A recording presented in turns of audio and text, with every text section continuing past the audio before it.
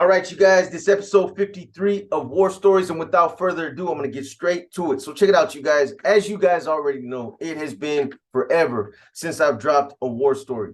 I've been so caught up and focused on getting the Inner Demon series out that I've completely neglected the war stories. Inner Demons is heating up, and I started to get into it, but I don't want to run through it too fast. So I'm going to show some love to the war stories. Some of you have been asking me in the comments, B, when are you going to bring war stories back? When are you going to drop a war story? So that's what I'm going to do. I'm going to accommodate, and I'm going to come through for you tonight. Now, let me just say this before I get into it. Last thing, I got to run through these formalities. So a lot of you are not watching the whole video, which is completely understandable. Hey, if you want to watch 5 minutes, 10 minutes, I appreciate whatever you guys watch. But the analytics are there for a reason. So some of these videos they run for 45 minutes to an hour. And like I said, a lot of you are not watching the entire video. So what I'm going to start doing is I think the sweet spot is somewhere around 30 to 40 minutes. So I'm going to start shortening these videos up. You're still going to get the same content. You're still going to get the same story. You just might start seeing more of part one and part two. We can't let YouTube beat us like this. We got to make sure that, we cross all our T's and dot all our I's. So that's what I'm going to do. Anyways, let me get straight into it. So I'm going to take you guys back to 1984, 1985. At around the time when I just started kicking it with an individual who I refer to in my book as my criminal mentor, an individual by the name of John Romero, Sleepy. This guy was a lot older than me. He was 26. He had already been in the joint. He was hermano. And, he was out there ripping and running the streets just like I was. I mean, I wasn't really involved that much in the criminal element. I was involved in some mischief as a youngster. I was doing stupid shit that youngsters do out there. I was gang banging. I was already involved in dope. I was drinking. I was stealing, doing that type of stuff. But any type of organized crime, or I won't really call that organized crime what we were doing, but we had a plan and we were going in on a lot of different things. So it was somewhat some type of organized crime on some level. So, like I said, I credit him with instilling all the bad qualities that I would pick up. Everything, all the bad characteristics, the traits, the criminal mindset, it all came through him. Now, when we first started kicking it, it started small. We started car decking. And basically what that consisted of was we would leave my house at around 3 o'clock in the morning, right when people were just barely starting to get up to leave for work. And we'd look for nice cars that had stereos in them. Back in those days, the nice stereos were the Alpines, the Pioneers, the Blau Pumps, those kind of stereos. So we looked for nice stereos and a whole system that had speakers, amplifiers, and we walk up, break the window, get in, take whatever we wanted to take out of it, and that's what we were doing. We called that decking. But that's how it started. It went from car decking to robberies when we started just jacking people on the streets. I call them nickel and dime robberies because it was just sometimes there was just no sense about it. We see somebody, yeah, he looks like a good target. We walk up on the dude, sock him up, turn his pockets inside out, take his jewelry, and we be done. So, it went from that to, I mean, we did some foul shit, man. We used to literally, we stood outside of San Francisco General Hospital and we used to rob the doctors that used to come out of the hospital. And that's, when I think about it now, it's crazy. And well, which brings me to the next thing, a conscience. As I look back on that now, like I said, that was a messed up thing to do, to rob a doctor, somebody that is in the business of saving lives. But back in those days, I learned early on as a youngster before I learned, that spilling blood, the more blood I spilled, the more respect I got. Before I learned that I had to suppress, my conscience. I had to desensitize myself. If I was in the middle of a robbery, or if we were in the middle of jacking somebody and I had to do something, I had to hurt somebody in some type of way, inflict some type of violence on somebody, I wouldn't, it wouldn't bother me. In the beginning, I want to say in the beginning when I was young, when we first started, yeah, I had some type of conscience, but over time I learned how to suppress it. It's just that's part of being out there in the streets. It's part of learning. It's part of learning that criminal mindset. And then, like I said, then I learned that, the other side of it was that's how you get your respect. That's how it works out there. I figured that out. The homeboys that are violent, that have a strong propensity to commit acts of violence, they're the ones that get the respect.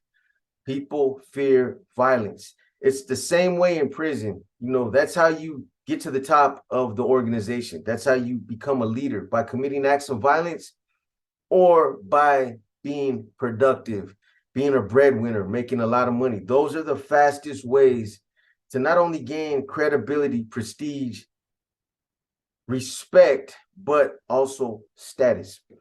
So,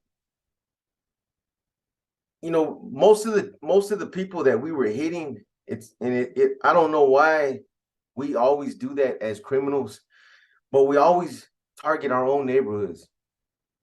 I never thunk nothing about it back then.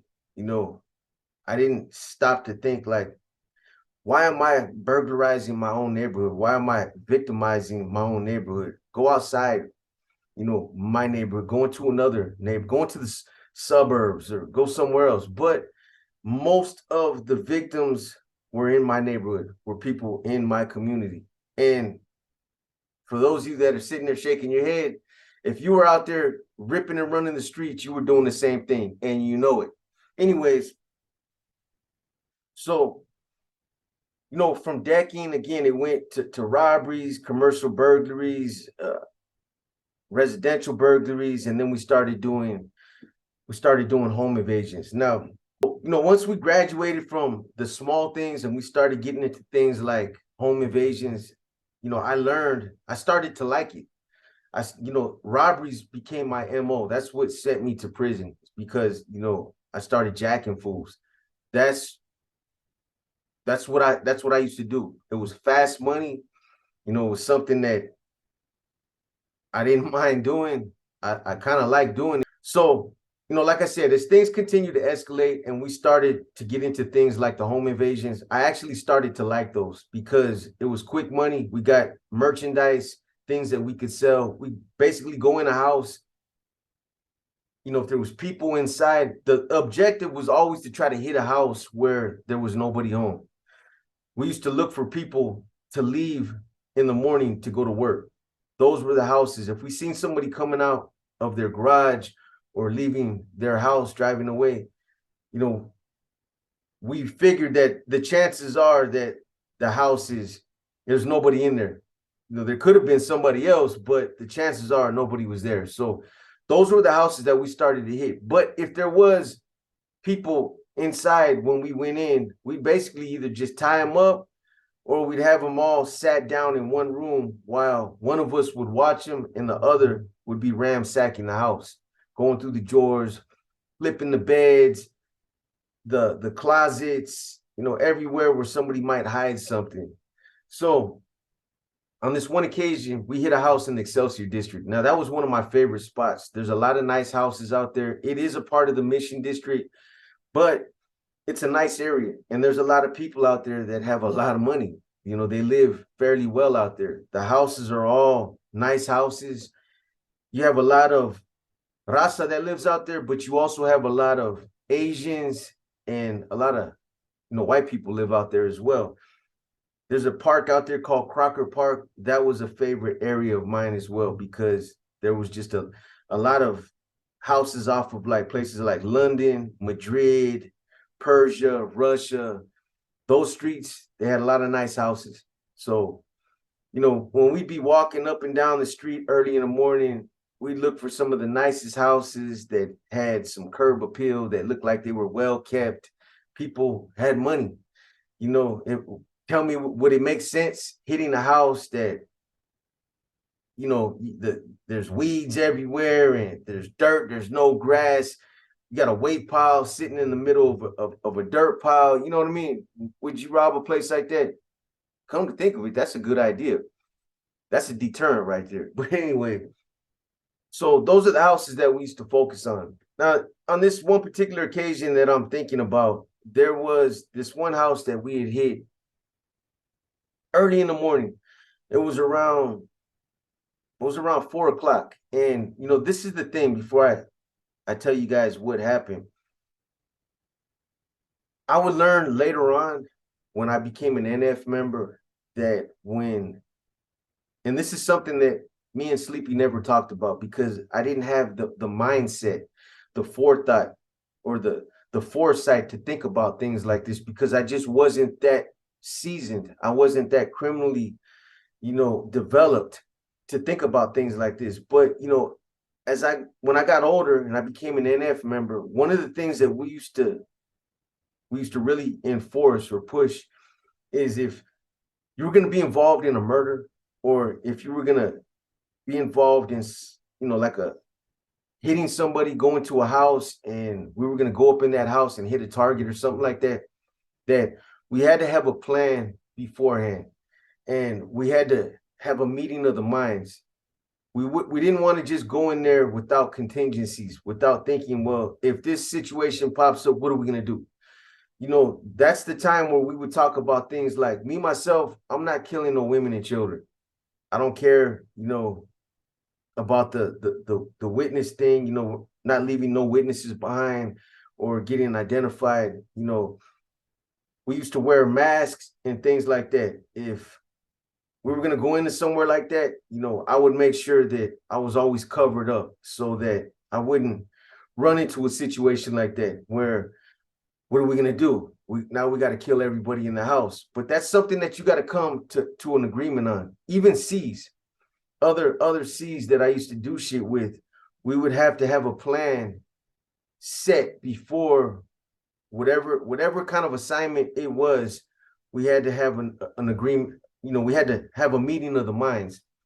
So that's something that me and Sleepy never talked about. We just basically we were winging it out there. We hit a house, we go in and we would basically act according to how things went, according to what we were up against, according to, the things that we encountered. So that's what ended up happening on this situation. We were in the house and, I want to say this dude was an ex-cop and an ex-military guy. He had a shitload of guns. He had a shitload of medals from the military. There was just a lot of his habits, a lot of the pictures and the things that were on the walls told me that he was military and probably an ex-cop or an ex-CO or something like that. Either way, when we first got up in there, it was something that was evident. You could see it, so we were like, damn, it's probably a cop's pad. You know what I mean? So we're in the house and we're tearing it up. And there was, like I said, there was no real plan about it. Whenever we would go into a house, he'd go one way, I go another way. He'd go into one room and ransack that room, I go into another room. And we used to just clear the house, as we did, So that's what we were doing on this one particular house. We were in there and we'd already been in there about 5 minutes. And we're in there and we found all kinds of guns and we found all kinds of shit, military shit that homeboy wanted to take. He said it was worth money and there was some silver and he had some valuables up in there, man. And dude was living nice. So, we're packing all this stuff up and all of a sudden we hear somebody come in the house.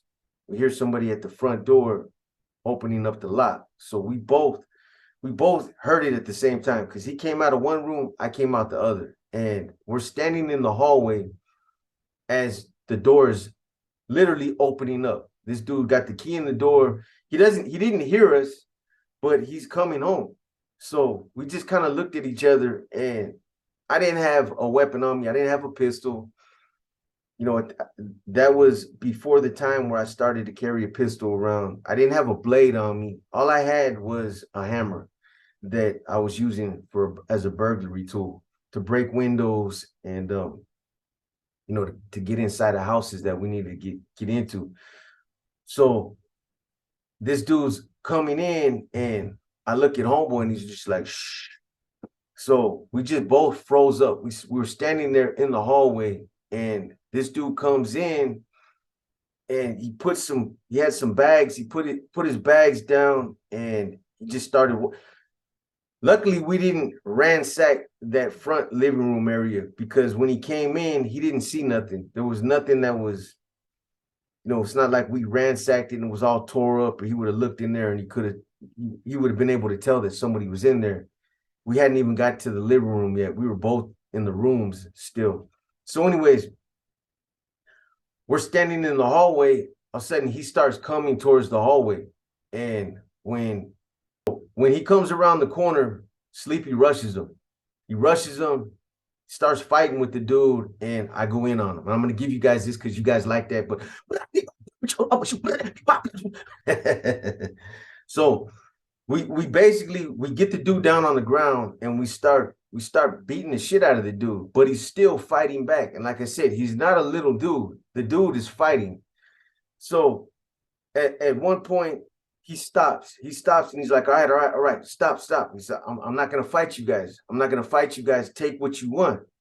So, you know, we're holding him. Sleepy's locked up on him and I'm locked up on him. We both stopped when he said that. We both stopped and we're just he's got him bear hugged and I got his lower half. So Sleepy's like, grab something, bro. He's gonna tie this motherfucker up. So I go and I'm looking for something. And when you're doing something like this, man, sometimes you just like have a mental, you know, you encounter mental obstacles. It's like I got up and like I couldn't think. It's like, where do I go? I didn't know where nothing was at. It's not my house. What do I use to tie this dude up with? So it's like I'm just standing there, just like, where do I go? What do I grab? For a minute, I just temporarily just kind of just had a brain lapse or whatever you want to call it. So eventually I come to my senses and I just right there in the living room, I grab an extension cord that he has his stereo plugged up with. So I get the extension cord and I hand it to Sleepy. He was like, here, hold him, bro. So we flip him over and we start tying him up.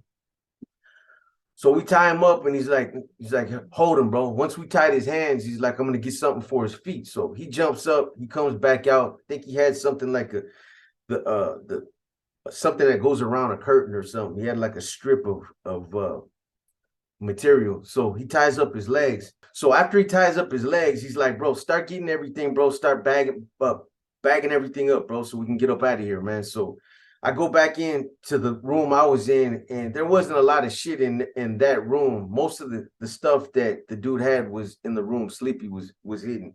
That's where all the guns were at. That was the main bedroom. I want to say the room I was hitting was like, I don't know, maybe he was renting it out. Maybe it wasn't a kid's room, somebody else that he was probably sharing the place with. I don't know, but there was really nothing, not too much in there. I think there was like some stereo equipment. Even then, though, you know, a lot of the times when we would hit these pads, we had to be selective of what we take because you know, it's not like you can take too much stuff and lug it all the way through Excelsior, all the way up to my pad. We couldn't take no big stereo systems, although there was a lot of nice ones that we used to see back in those days. I remember them. I would want to take them, but there's only two of us. He's only got two arms. I only got two arms. So we can only take so much. So we had to be selective about what it was that we were gonna take from the house. So anyways, after we get everything, you know, tied up, I took a sheet off one of the beds and I threw everything in there, tied it all up so I could throw the shit over my shoulder. When Sleepy goes back into the other room, he tells me to watch the dude. The dude's he's not even trying to fight. You know, he's just laying there, just looking. So I'm standing there watching the dude, and he was actually laying there sweating. He broke a sweat just fighting with us. But so I'm looking at him, and he's just kind of like laying on one of his shoulders on his side, just looking. He ain't saying nothing, just he's not fighting, he's not trying to get away or nothing. So Sleepy comes out, and at that time, I didn't have a full face mask on. I had like one of those beanies that you can kind of pull down, but you can still see your face. So when Sleepy comes out, he's like, man, he's like, bro, he's like, we can't leave this motherfucker behind. You know what I mean? This motherfucker's gonna know. He's seen us, bro. Sleepy didn't have a mask on. I had something that was lightweight covering me up, like I said, but even that, you could still see my face. So, anyways, so I'm like, well, what do you want to do, bro? And he's like, bro, we gotta kill this motherfucker, man. So I'm like, bro, we don't gotta do that. You know what I mean? I'm 14 years old. I'm down for it, but I just didn't feel it was necessary. Now, years later, I wouldn't even have balked at something like that. I would have been like, let's do it. But I felt like it wasn't necessary. When he's telling me this, we had stepped aside so the dude couldn't hear us. We stepped back into the hallway, and he's like, man, dude seen us, bro. You know what I'm saying? He's like, I'm just gonna strangle the motherfucker, bro. Grab another cord or something, and we'll fucking tie it around his neck, and we'll bounce. So, I was adamant about not doing it. I was like, bro, it's unnecessary. It's unnecessary. And I know the dude could hear us, but he still didn't try to fight back. He wasn't trying to get away. So at the end of the day, Sleepy agreed. He was like, you know what? Fuck it, bro. If it comes back on us, you know what I mean? He's like, you're gonna get caught up just like me, youngster. I'm telling you right now. He's like, I think we should get rid of the motherfucker, man. But we didn't do it. We grabbed what we had, and we got up out of there. Now, this later on I would reflect back on that situation years later when I would become an NF member, and like I said, I was involved in some of the street activities that we were doing out in the streets, because that situation, I used to reflect back on it when I would, when I was a maestro, when I would be schooling some of these other youngsters on street activities. That was a prime example of a situation where we had not talked about any kind of contingencies. We just basically went into that house, and we just reacted to whatever we encountered, and we winged it. And it's not always a good thing to do, because especially when you're involved in organized crime, because that puts you in situations where it's just going to create a lot of confusion and a lot of chaos, and in some situations maybe even some bad feelings. So that was one situation. That's just a quick one. This one right here, this is just one of the many things that I did with this individual, Sleepy. You guys are going to hear a lot more about him. These are some of the things that we started doing initially, but again, as time went on, things continued to progress. Things continued to escalate, and eventually got to the point where we were using weapons. And you guys are going to hear a lot of those stories. There was some individuals that I kicked it with over the years that I ran with. As I got older, Sleepy was just one of the first ones.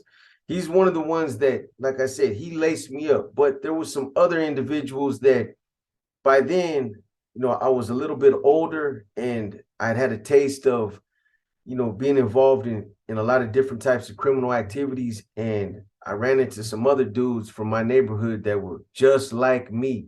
And they were dudes I really clicked with. You know how it is, man. You click with some individuals to the point to where you start calling them your brother.